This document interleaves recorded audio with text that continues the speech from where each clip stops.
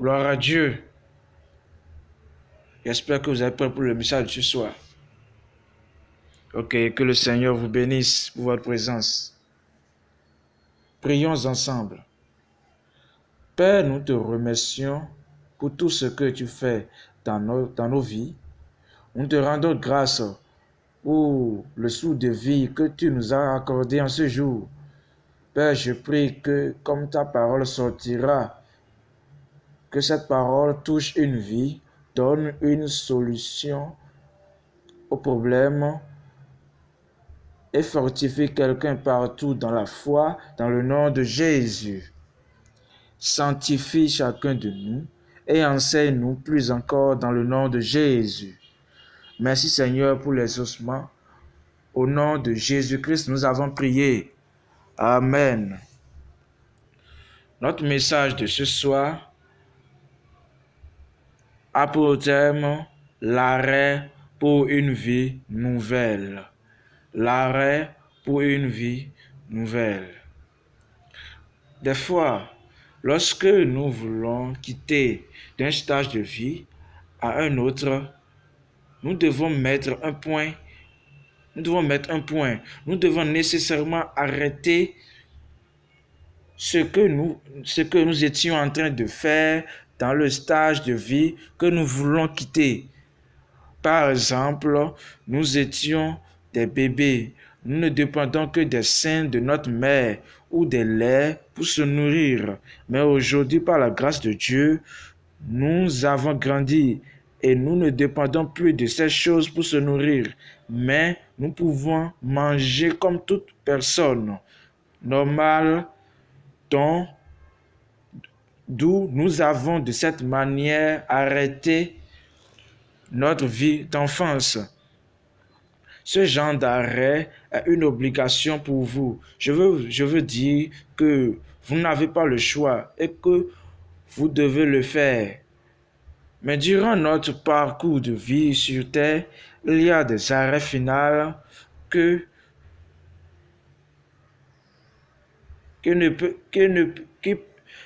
peut se faire dans votre vie lorsque vous êtes décidé de le faire, lorsque vous êtes résolu à le faire. Et lorsque nous prenons ce genre de résolution, de décision, des aides ou des soutiens nous parviennent soit d'une personne ou soit de plusieurs personnes. Mais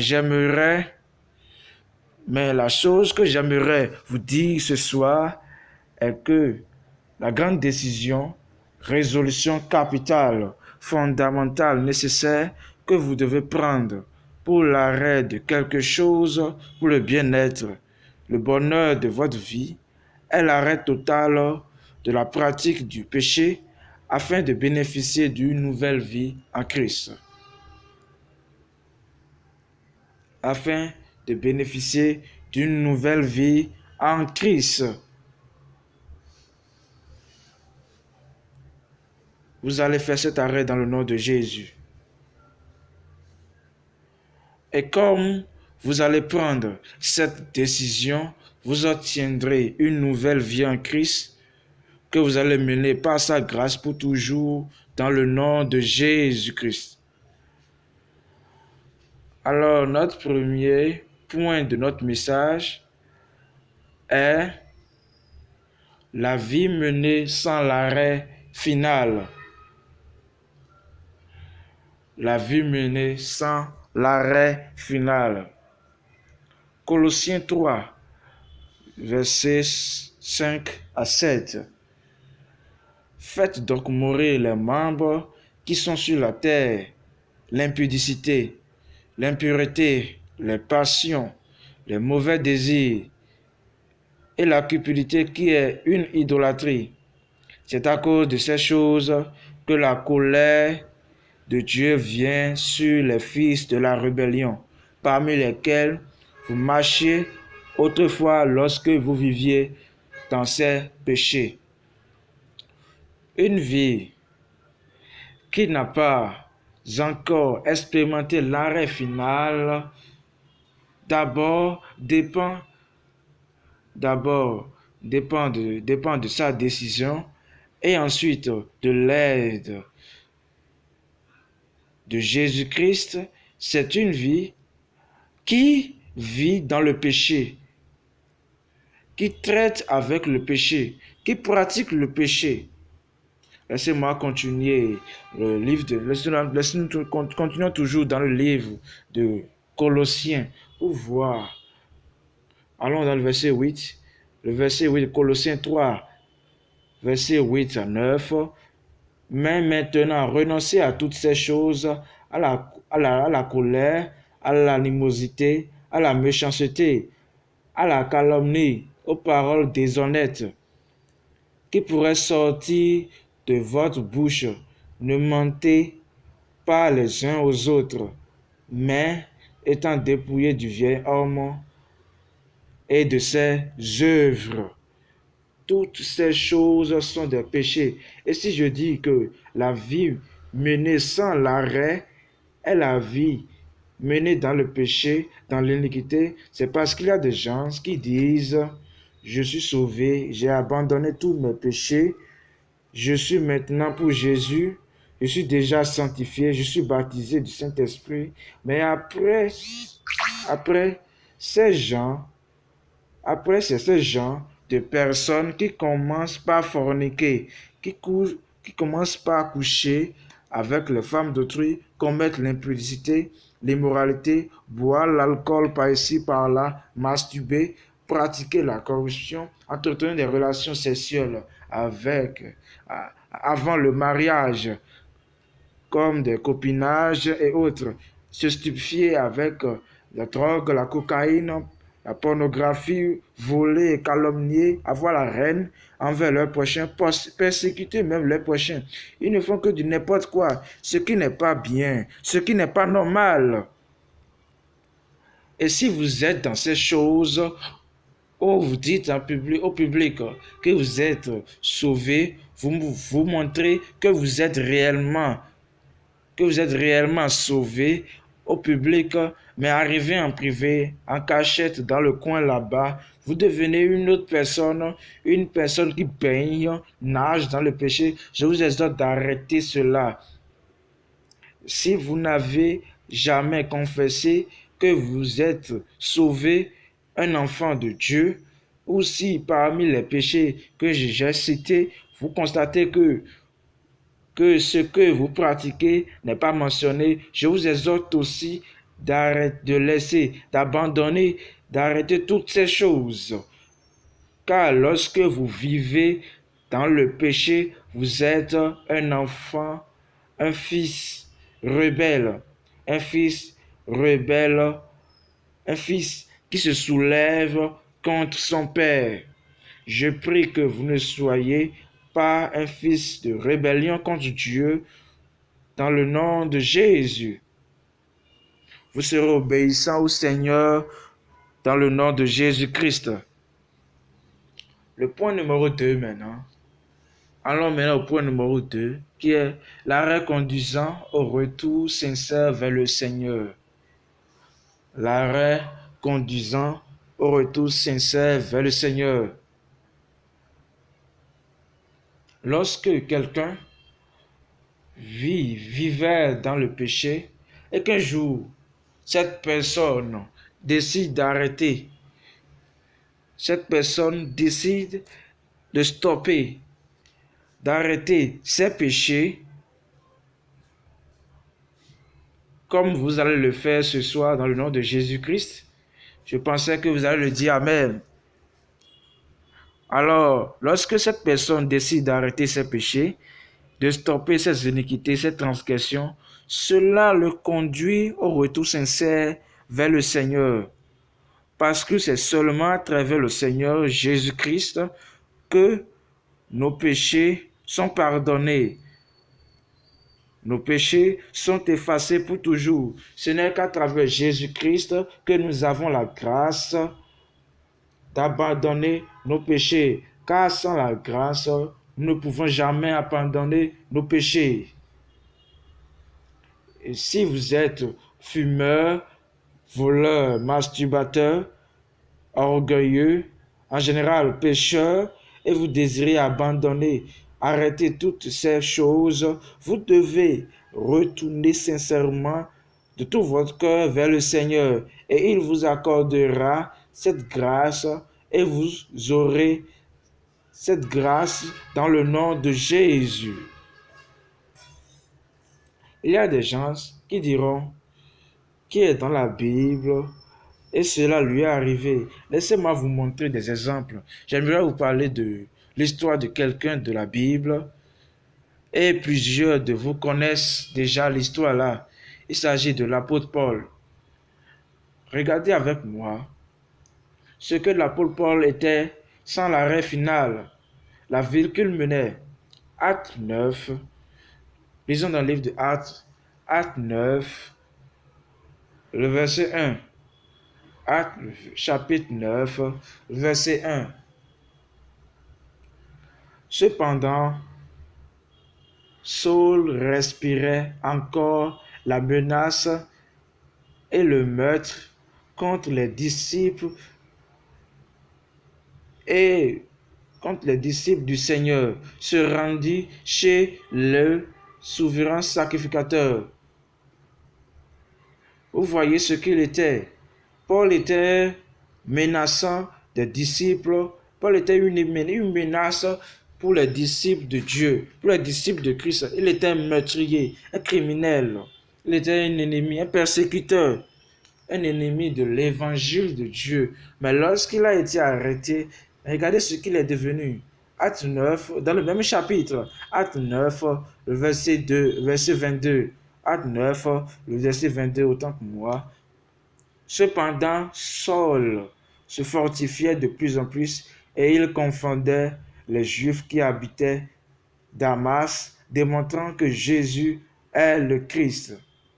Est-ce qu'il continuait toujours à tuer les disciples, à persécuter les disciples, à être une menace pour les disciples, à continuer? Est-ce qu'il continuait toujours à railler l'évangile? Est-ce qu'il continuait toujours à renier que Christ n'est pas le sauveur? Non, pas du tout. Il ne continuait pas ça. Il a abandonné ses péchés par la grâce de Dieu. Et si Paul, un grand criminel de la sorte, un meurtrier, a été accepté, pardonné, transformé par le Seigneur, par sa grâce, vous aussi, comme vous venez, quels que soient vos péchés, vous serez pardonnés, transformés, régénérés dans le nom de Jésus-Christ. Amen. J'aimerais aussi vous parler de Ninive. Ninive, la grande ville. C'était au temps de Jonas. Ninive était une grande ville, mais elle pratiquait la méchanceté. La méchanceté, une cruauté, c'était l'atrocité, ça se passait dans ce pays. Et Dieu leur avait donné un préavis de 40 jours. Après ces 40 jours, toute la ville sera détruite. Toute la ville sera réduite en poussière. Alors lorsque ceux-ci étaient au courant, ils se sont repentis. Ils n'ont pas dit, oh c'est faux. Ils se sont repentis. Ils n'ont pas vu le Dieu même en question avant de se repentir. Lorsqu'ils ont appris ça, et le roi a appris ça, ils se sont rapidement détournés de leur péché. Et ils se sont repentis. Ils ont regardé ce que Dieu a fait finalement pour eux. Lorsqu'ils se sont repentis, et lorsque vous allez vous repentir ce soir, regardez ce que Dieu a fait pour vous. Dieu, Jonas 3, verset 10, comme vous allez vous repentir, regardez ce que Dieu a fait pour vous. Regardez très bien. Dieu vit qu'ils agissaient ainsi et qu'ils revenaient de leur mauvaise voie. Ce soir, tu vas revenir de ta mauvaise voie au nom de Jésus. Alors Dieu se répandit du mal qu'il avait résolu de le faire et il ne le fit pas. Quel que soit le péché que vous avez commis, quelle que soit l'atrocité que vous avez commis, le danger que vous avez fait, quelle que soit la criminalité que vous avez faite, le meurtre que vous avez commis, quel que soit ce que vous avez fait, quel que soit le danger, quelle que soit toute chose que vous avez faite contre le Seigneur, cela n'est pas grand, cela ne dépasse pas celle de la grande ville Ninive. Ce que vous avez fait ne dépasse pas ce que Ninive a fait. Alors, arrêtez tout péché, repentez-vous, revenez au Seigneur de tout votre cœur avec sincérité et il vous pardonnera. Je dis, il vous pardonnera dans le nom de Jésus. Avant de finir, j'aimerais aussi parler de moi-même.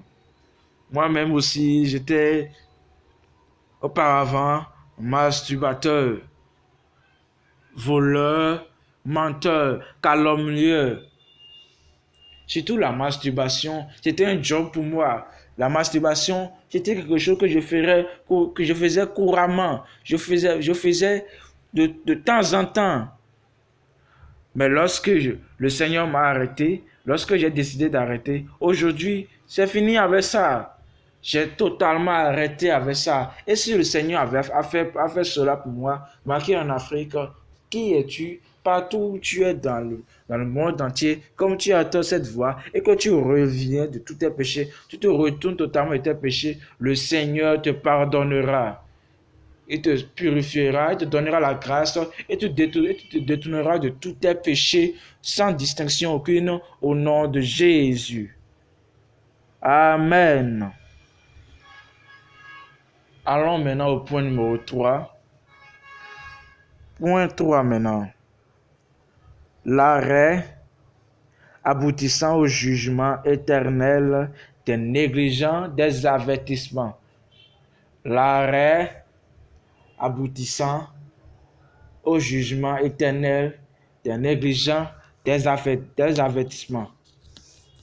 Regardez, d'abord, la vie mêlée sans l'arrêt, une vie de péché, une vie qui baigne dans le péché, une vie qui cohabite avec le péché, une vie de fornication. Mais lorsque vous êtes arrêté, lorsque le Seigneur vous stoppe, lorsque vous décidez d'arrêter toutes ces choses et vous vous détournez vers le Seigneur vous pardonne. Mais dans le monde, le Seigneur vous pardonne. Et dans le monde entier, plusieurs personnes parlent de Jésus-Christ. Ils disent que Jésus est le seul chemin par qui nous pouvons aller au ciel. Ils disent Jésus-Christ revient bientôt. Et que tout le monde doit s'apprêter, que tout le monde s'apprête. Ils ont même des révélations par rapport à l'enlèvement, au retour glorieux de Jésus-Christ. Mais malgré cela, malgré les témoignages, malgré toutes ces révélations, il y a des gens qui ne veulent pas se détourner de leur péché. Malgré ces avertissements, il y a des gens qui ne veulent pas se détourner, qui ne veulent pas retourner de leur péché, qui continuent toujours et qui considèrent tous ces avertissements comme de la fausseté, comme du blasphème. Ils continuent toujours dans leur voie insensée, leur voie qui mène à la perdition. Ces gens de personnes sont finalement arrêtés. Puisqu'ils ne veulent pas arrêter leur péché, alors ils sont arrêtés. Et leur arrêt aboutit au jugement, où ils finissent par la mort. La mort, non seulement la mort, mais une demeure éternelle dans le lieu de souffrance, de tourment, de pleurs, de grincement de dents. L'enfer. Leur demeure finale, c'est là-bas. Lorsqu'après avoir entendu ces messages sur le salut, sur la sanctification, sur la repentance, après avoir entendu tous ces messages, après avoir entendu plus d'avertissements où les gens parlent, ils prient pour vous, ils disent « Donnez votre vie à Jésus » et que vous ne voulez pas vous détourner de cela, ce sont ces lieux, c'est au jugement, ce sont ces jugements auxquels vous irez faire face. C'est à ces lieux que vous irez demeurer. Et je prie que vous ne finissez pas là-bas, dans ce lieu de souffrance, dans le nom de Jésus. D'autres vont penser que c'est faux ce que nous disons. laissez-moi vous parler de Lot. Lot, euh, lorsqu'il était en Sodome, et lorsque Dieu voulait détruire Sodome à cause de ses péchés, mais malgré qu'il voulait détruire Sodome, il a fait grâce à Lot et sa famille. Le Seigneur vous fera grâce. Lorsque la grande tribulation viendra avant l'enlèvement, le Seigneur vous fera grâce et lorsque vous allez abandonner vos péchés, vous serez enlevés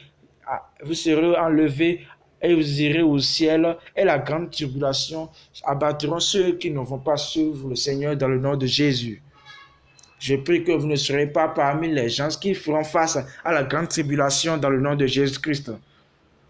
Alors le Seigneur a fait grâce à Lot et sa famille.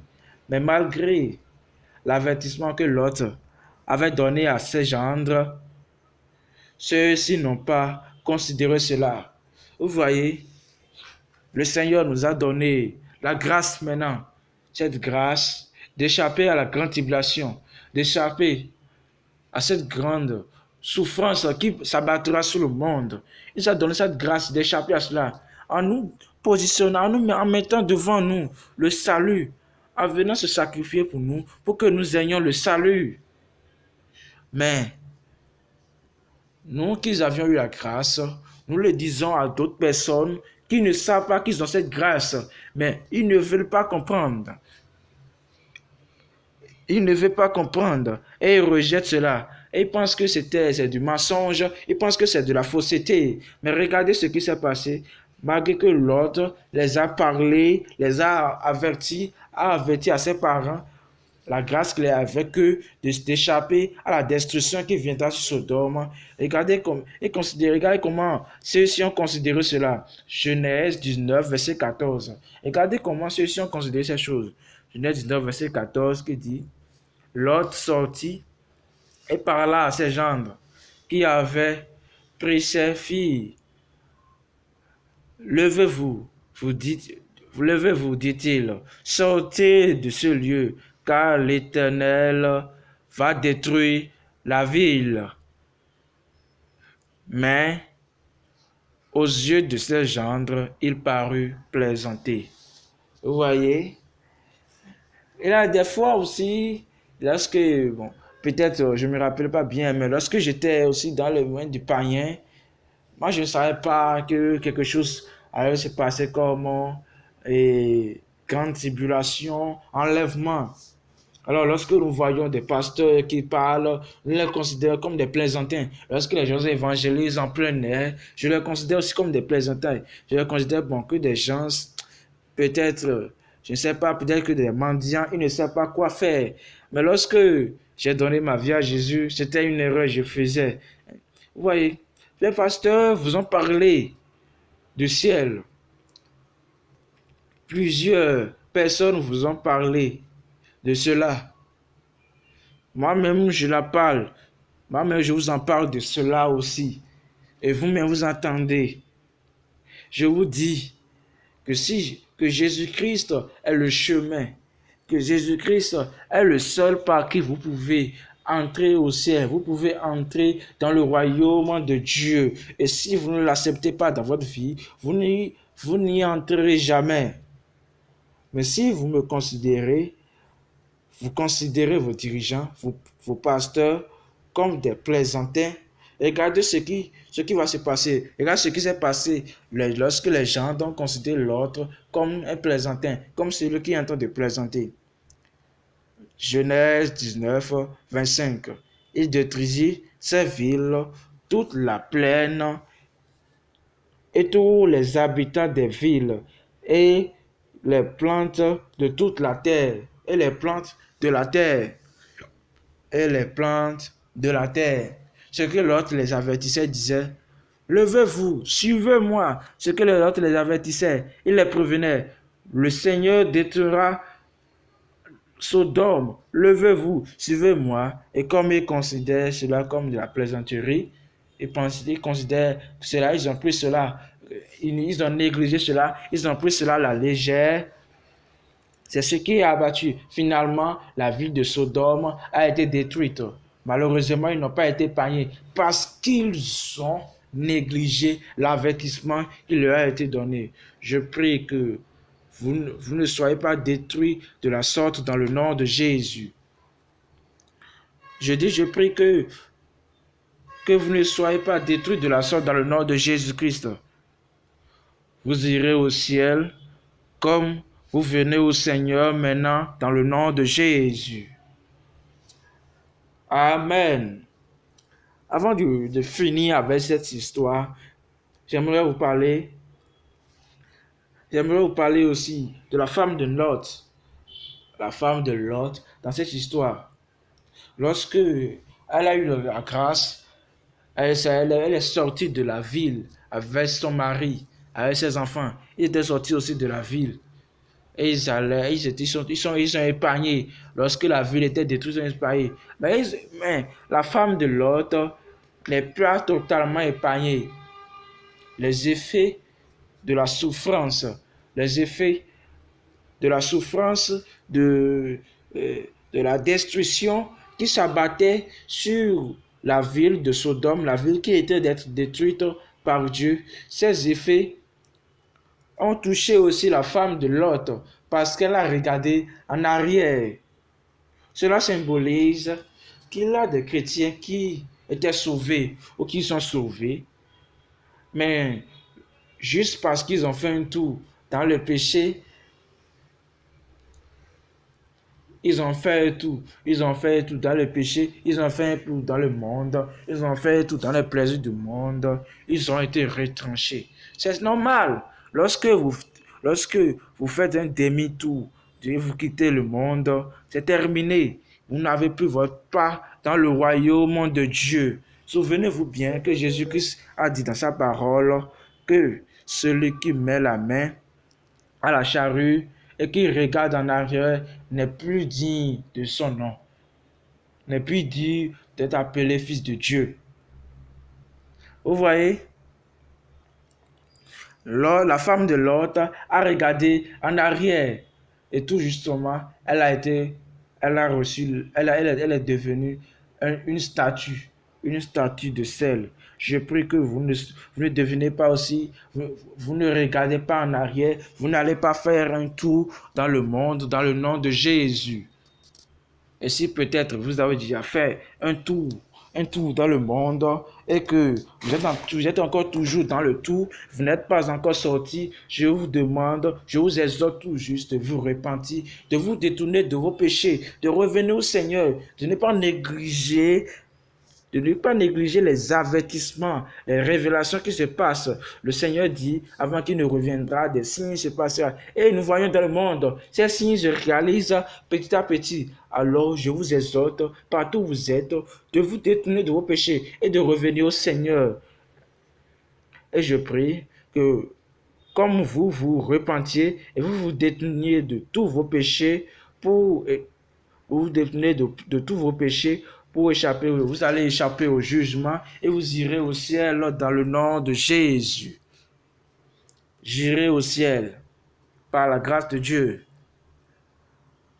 Vous irez au ciel aussi par la grâce de Dieu dans le nom de Jésus-Christ. Amen. Partout où vous êtes maintenant, quel que soit votre lieu de résidence, quel que soit là où vous êtes, baissez la tête dans la prière. Vous êtes au bureau, baissez la tête dans la prière. Vous êtes à la maison, vous écoutez ce message, baissez la tête dans la prière. Partout où vous êtes, baissez la tête dans la prière. Commencez par remercier le Seigneur qui vous a fait grâce et vous avez pu entendre ce message. Remerciez-le. Au moins, même si vous êtes encore dans le péché, il vous a fait grâce et vous êtes au courant de ce message. Il a des chances. Malgré qu'ils sont encore dans le péché, ils n'ont pas encore eu cette grâce d'écouter ce message. C'est pourquoi je vous exhorte de remercier le Seigneur, de lui rendre grâce. Remerciez-le infiniment d'abord pour cela. Remerciez-le totalement. Il vous a permis d'écouter ce message. C'est une grâce. Remerciez-le. Remerciez-le infiniment. Ceux qui sont à l'hôpital, et que peut-être ils n'ont pas eu cette grâce, comment pourront-ils entendre ce message? Imaginez ça. Mais vous, peut-être partout où vous êtes, vous avez écouté ce message, c'est une grâce. Remerciez le Seigneur. Remerciez-le sincèrement.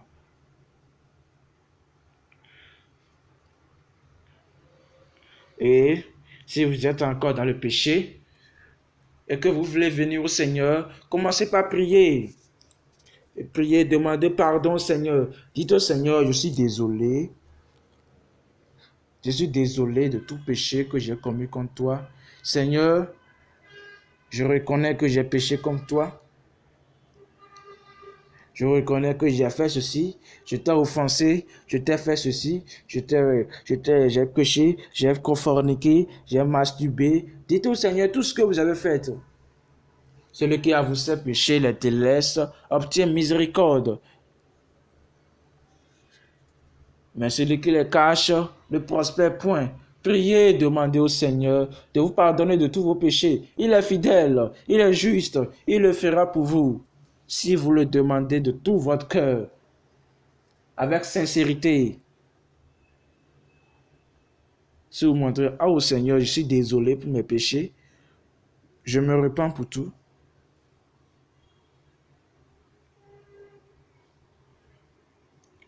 Il est fidèle et juste, il vous le pardonnera. Priez, demandez au Seigneur. Priez, regardez le nombre d'avertissements. Chaque jour, plusieurs hommes de Dieu envoient des messages sur les réseaux sociaux. Des hommes de Dieu marchent, prêchent la parole de Dieu en plein air, partout dans le monde entier. Et vous écoutez, mais malgré tous ces gens de choses que vous avez écoutées, allez-vous encore rater le ciel? Non, ce n'est pas bien. Ce n'est pas normal. Ce n'est pas notre souhait pour vous. C'est pourquoi je vous prie de prier, de présenter vos totales excuses à Dieu.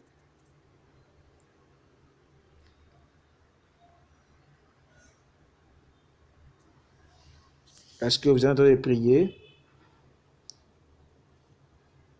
J'ai fait ceci, j'ai fait cela. Demandez pardon à Dieu. Et le Seigneur, il est fidèle, il est juste, il vous pardonnera. Demandez pardon au Seigneur. Demandez qu'il vous purifie. Si vous avez perdu votre engagement avec le Seigneur, en vous détenant de lui et en allant encore dans le péché, comme a fait la femme de Lot, priez, demandez au Seigneur de vous pardonner. Dites au Seigneur que vous êtes désolé. Confessez ce que vous avez fait. Confessez cela et il est fidèle et juste de vous le pardonner. Il le fera pour vous. Il est fidèle et juste. Il le fera pour vous.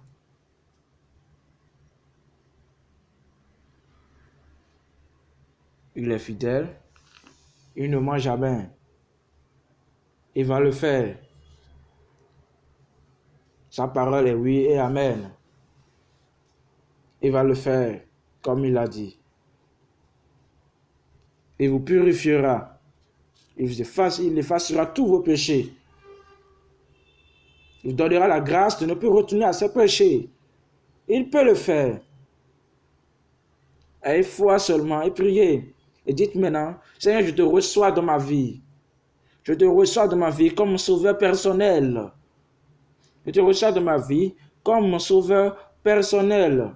Mon unique sauveur. Je n'ai plus d'autre sauveur à part toi. Je te reçois dans ma vie comme mon unique sauveur. Priez, dites cela au Seigneur. De tout votre cœur, dites au Seigneur, je te reçois dans ma vie comme mon sauveur personnel. Et je prie que tu écris mon nom dans le livre de vie. Dites au Seigneur, écris mon nom dans le livre de vie. Et il le fera. Il n'a jamais menti. Il n'a jamais trahi ses enfants. Et il ne va pas vous trahir. Il va le faire pour vous.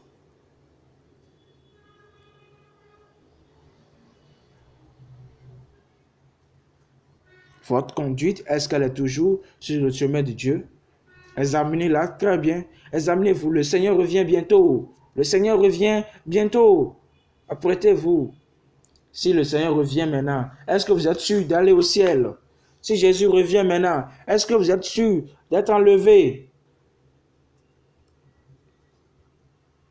C'est la question fondamentale que vous devez vous poser. Si Jésus revient maintenant, où seriez-vous? Priez, dites au Seigneur, pardonne-moi et apprête-moi. Donne-moi la grâce d'être prêt. Décidez. Dites aujourd'hui, je vais être maintenant pour Jésus. Je finis avec le péché. Je ne vais plus être prisonnier du péché. Je suis pour Jésus maintenant. Je ne vais pas finir comme les gendres qui ont négligé les avertissements. Je ne vais pas finir comme la femme de Lot. Mais je suis pour Jésus. Je vais suivre le Seigneur Jésus en toutes choses et en toutes situations. Que Dieu puisse le confirmer dans votre vie. Il est fidèle et juste, il le fera. Il le fera.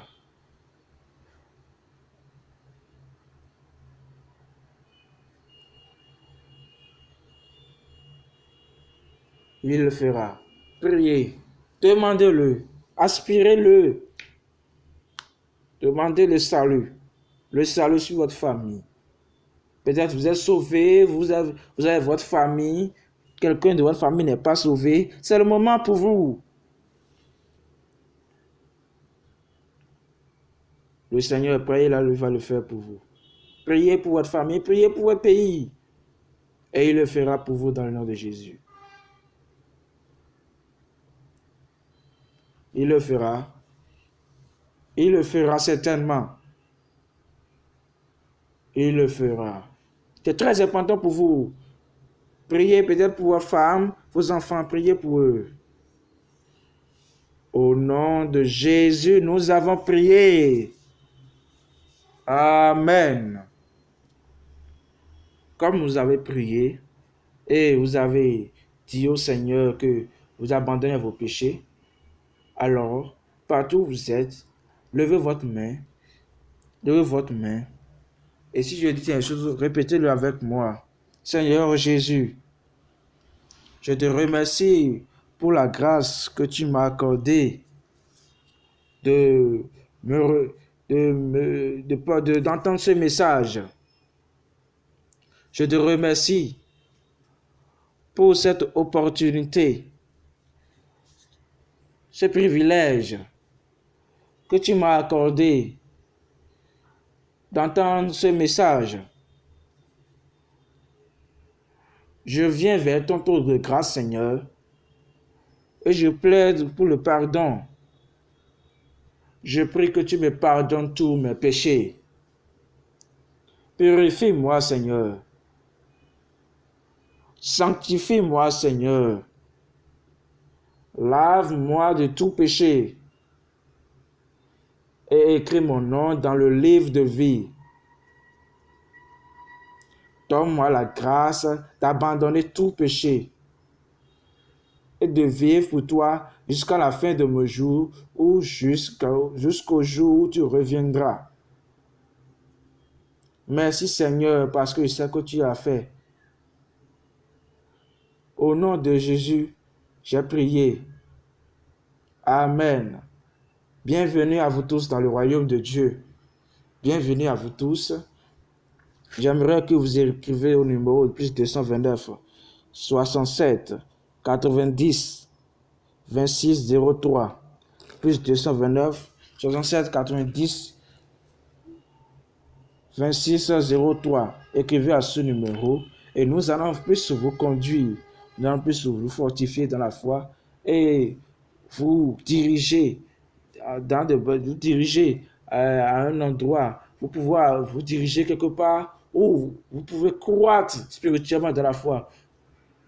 Nous allons vous ajouter dans un groupe pour que vous puissiez avoir un bon fondement dans la foi.